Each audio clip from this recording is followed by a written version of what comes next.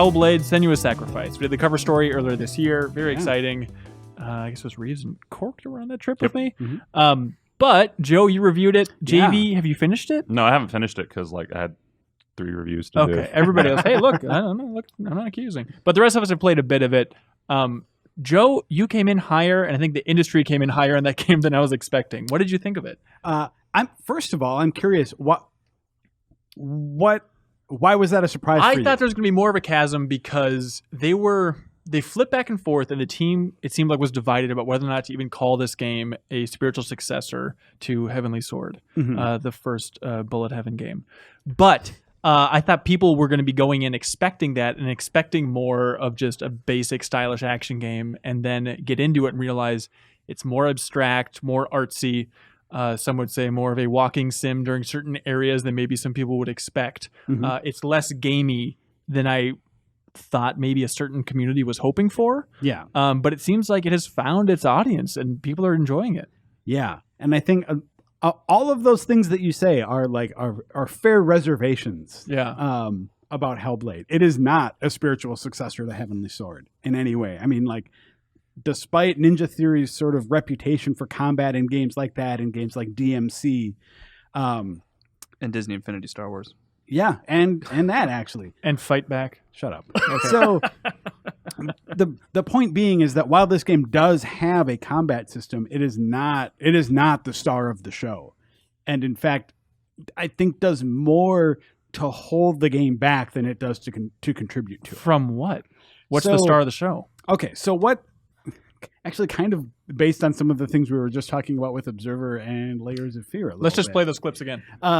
So the core thrust of this game, if you're new to it, is that you play this Celtic warrior named Senua, who is essentially descending into hell to restore the soul of a loved one. Yeah.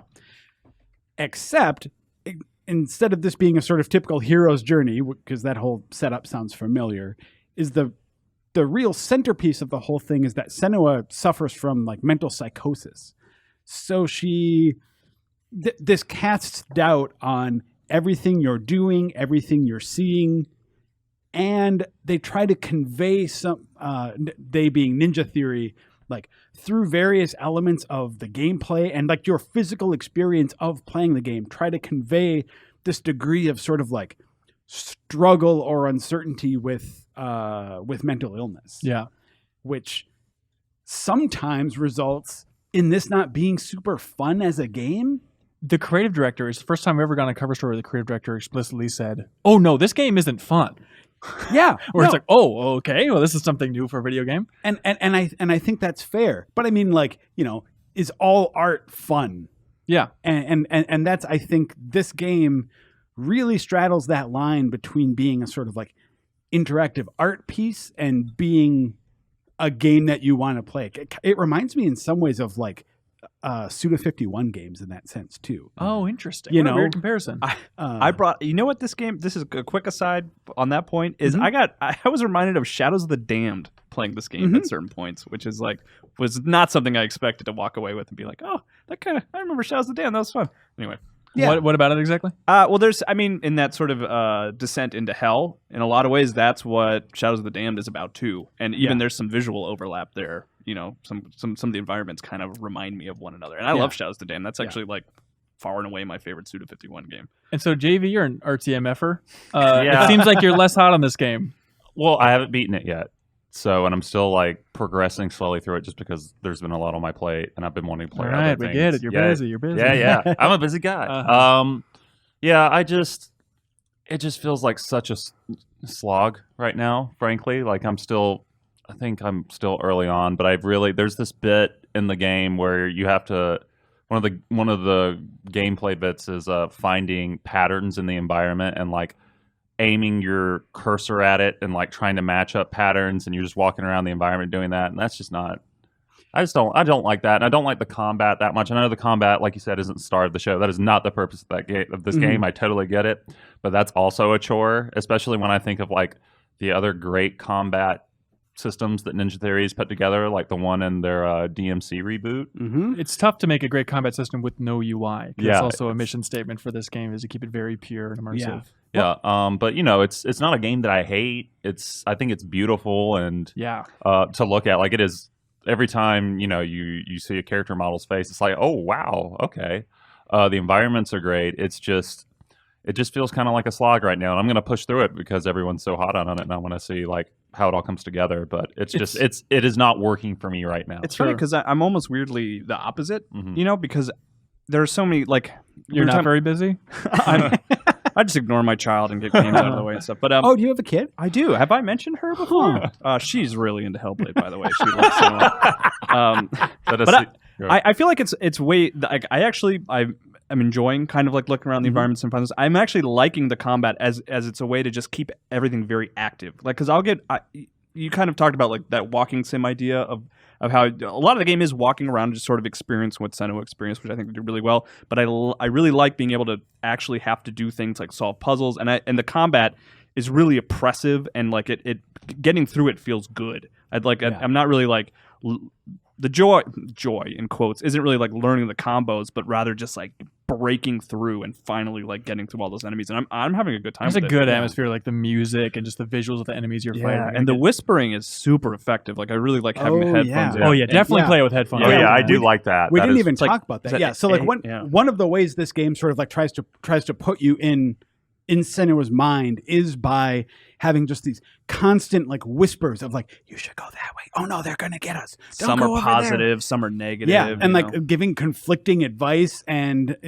so that element of it I think is really well done. And if you're wearing headphones, it does a lot to sort of like I was accidentally wearing headphones. Well, no, that happens, man. I know. No. In the sense of like I played maybe the first half an hour of the game just like coming through like surround sound, and then my wife came downstairs and wanted to read a book, so then out of courtesy I was just like, oh well, like you sit and cuddle with the dogs and I'll like plug in my headphones. It's the most insight I've ever had into Joe's life, by the way. So I plugged in my headphones and was like, whoa, this game is a lot better now. Yeah. Or not a lot better, but I mean like this really comes through a lot clearer, this sense of like being constantly surrounded and accompanied, I think comes through. And and also on that the performance overall is good, which is cool because the lead actress, she's not a professional actor, right? She's the video editor. She's over the video Ninja Theory. She's doing I haven't finished it, so I feel like I'm saying it in the present tense, but she's doing a great job. Like I think that she does really well in the game. Does it really demand that much from her? I'm not discarding that she did a good job, but later on there's a lot of the camera coming in on her face to show off what she's going through at the moment. I think she does a really good job. I mean, like Senua goes through a lot of like harrowing things. Yeah. And it's more than just sort of like it's not all just straight up like, oh, there's a terror in front of me, scream. Yeah. It's a lot of like creeping terror and realization and like uncertainty that I think actually takes a lot of talent to sort of convey. Wow.